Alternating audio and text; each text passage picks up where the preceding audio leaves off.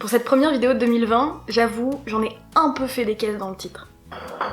Dis, c'est pas le moment. J'ai appelé cette vidéo Comment survivre en 2020 parce que je trouvais ça stylé, mais en vrai, si je vous donnais des vrais conseils de survie, ce serait boire de l'eau, respirer de l'air et regarder des deux côtés de la route avant de traverser. Mais ça, je me suis dit que vous le saviez déjà. En fait, les conseils que je vais vous donner, ce sont des petites choses, plus ou moins petites en fait, que j'ai appris tout au long de la décennie précédente. Guy, maman travaille. Des trucs qui ont fait évoluer, qui ont même amélioré mon quotidien. Je me suis dit que j'allais faire tourner. Ne crois en ton horoscope que les jours où il est bon. Comme ça, t'es sûr que ça va pas te mettre de pensées limitantes ou te foutre le blues dans la journée. Si possible, sors de chez toi au moins une fois par jour, même si c'est juste pour 10 minutes, même si c'est juste pour acheter du PQ, ou des poireaux, ou du PQ et des poireaux. Parce que si tu manges des poireaux mais que t'as plus de PQ, ça peut faire désordre. Les fibres. Non mais en vrai, même quand on est déprimé et stressé, et surtout quand on est déprimé et stressé, sortir prendre l'air, ça fait un bien fou. Si c'était la solution à tout, ça se saurait, mais c'est un petit plus qui aide un peu. Pas casse-couille celle-là. Pour les personnes concernées, évitez de prendre des décisions importantes quand vous êtes en syndrome prémenstruel. Parce qu'en syndrome prémenstruel, on a souvent le moral au fond du slip, et l'estime de soi, pas mieux. Donc en termes de prise de décision efficace, c'est pas trop ça quoi.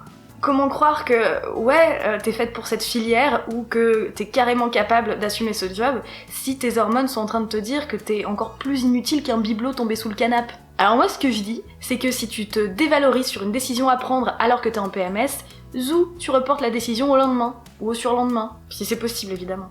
Perso, ça a complètement changé ma vie. Tu vois bien que je suis millionnaire. Non, en vrai, ça a pas changé ma vie, mais ça l'a un peu améliorée quoi. Entoure-toi de gens qui font que tu souris quand tu penses à eux. Moi j'essaie d'avoir que ça depuis 5 ans, c'est trop bien. Après j'avoue, dans le monde du travail dit traditionnel ou à l'école, tu peux pas toujours choisir les gens dont tu t'entoures. Mais il suffit de pas s'investir émotionnellement avec ceux qui te font sentir des choses négatives. En gros, écoute-toi, t'as un instinct, il est pas là pour rien. Commencer la journée par 10 minutes de lecture ou d'écriture sur n'importe quoi et sur n'importe quel support, c'est mieux que d'ouvrir Instagram dès le réveil. Enfin il paraît. Si je le fais, pas du tout. Si vous pensez que j'avais viré Miracle Morning, vous foutez vraiment le doigt dans l'œil. Perso, le premier truc que je fais quand je me réveille, c'est d'ouvrir Instagram et d'aller uriner. Tu parles d'un non-conformisme, tu parles d'un miracle matin. Mais pour de vrai, toute l'année dernière, juste après cette routine triviale, j'ai écrit en mode automatique pendant 10 à 15 minutes. Et ça n'a clairement pas révolutionné ma vie, mais ça m'a rendue plus éveillée et plus productive plus rapidement dans la matinée. Donc c'est plutôt cool. Quand t'as soif, pareil que ça veut dire que t'es déjà un peu déshydraté. Avec les gens, c'est pareil. Quoi ? Ah, ouais, c'est ça. Vaut mieux dire à tes proches qu'il faut un truc qui t'énerve un peu, qui pourrait potentiellement t'énerver, avant que ce truc t'énerve vraiment. Parce que si t'es déjà énervé quand tu le dis, c'est presque déjà trop tard pour avoir une discussion constructive.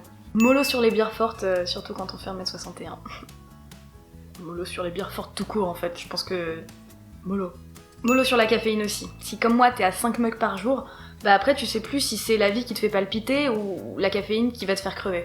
Donc fais des compliments sincères aux gens quand t'en as envie. Être quelqu'un de sympa, ça éclabousse les autres de sympathie et en fait ça fait effet boule de neige gentille. Et y a rien de plus contagieux que d'être sympa en fait. C'est la plus grosse MST que je connaisse. Une maladie socialement transmissible.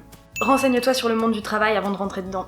On n'apprend clairement pas assez ça à l'école et c'est foutument important. Avant de faire une blague sur le physique de quelqu'un, réfléchis bien. Pose-toi des questions de type « Est-ce que je connais assez cette personne pour faire cette blague ? Est-ce que je connais assez cette personne pour savoir si cette blague va la blesser ou pas ? Est-ce que j'ai envie de blesser cette personne ? Et aussi éventuellement, est-ce que cette blague est vraiment drôle ? Est-ce qu'elle vaut le coup en fait ? Ça marche pour les blagues sur le physique, mais ça marche aussi sur les petites piques rabaissantes qui rient aux dépens de quelqu'un. Tu sais, ce genre de blagues après lesquelles t'es obligé de dire « Ah non mais ça va, je rigole » parce que sinon les gens ont pas compris que tu rigolais. Moi, mon avis, c'est que si t'es obligé de préciser, c'est qu'il fallait pas la faire en fait. Rire aux dépens de quelqu'un, en fait, c'est vraiment très dispensable. Mais c'est mon avis, faut juste pas oublier qu'on peut tout à fait être drôle sans être vexant. Et que c'est même mieux, en fait. Tu ne correspondras probablement jamais à 100% à l'idéal que les autres ont pour toi, quoi que tu fasses. Alors foutu pour foutu, vaut mieux chercher à comprendre qui t'es toi et ce que toi t'as envie de faire. Les gens qui t'aiment vraiment bien, ils t'aimeront bien comme ça aussi, donc c'est tout bonus. Fais des projets rien que pour toi, des plans sur ta comète à toi. Quelle que soit ta situation amoureuse, n'oublie jamais de te mettre bien sans personne. Ça peut être un week-end de déconnexion, ou aller au ciné tout seul, ou juste s'enfermer dans sa chambre avec un bouquin et le téléphone en mode avion, ou bien encore prévoir un voyage avec des potes, sans nécessairement ramener le +1 de ton cœur. Si t'es en couple, ça te permettra de te rappeler qu'avant d'être le mec ou la meuf de quelqu'un, bah t'es avant tout quelqu'un. De pas te voir qu'à travers le prisme du love de l'autre, quoi. Si t'es pas en couple, ça t'aidera à ne pas voir le couple comme une finalité. De ne pas mettre toute ton énergie dans le fait de trouver chaussure à ton pied, mais de profiter de tes potes et de ta famille et de pouvoir avancer dans tes projets. De manière générale, ne fais pas d'un seul truc l'unique truc important de ta vie. Si tu mets tout sur un ou une meilleure amie ou ta moitié, ça va mettre trop de pression sur ta relation. Si c'est ton travail, tu risques fort d'avoir un rapport aliénant à ton taf. Et l'aliénation, c'est pas une bonne chose, hein. Bien sûr, c'est génial d'être passionné par son travail, mais n'oublie jamais que ce n'est pas la seule chose qui te définit dans ta vie. Bien sûr que c'est cool de bien s'entendre avec ses collègues et voire d'être ami avec ses collègues, mais garde quand même des potes à l'extérieur, hein, des gens qui ne font pas le même métier que toi. Ça permet de diversifier les piliers.